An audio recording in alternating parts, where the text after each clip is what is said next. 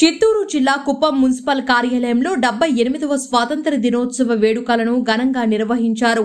ఈ కార్యక్రమంలో MLC Kancharla Srikanth, Kuppam municipal chairman doctor Sudheer మరియు కుప్పం నియోజకవర్గ Telugu Desam party incharge PS Muniratnam పాల్గొన్నారు.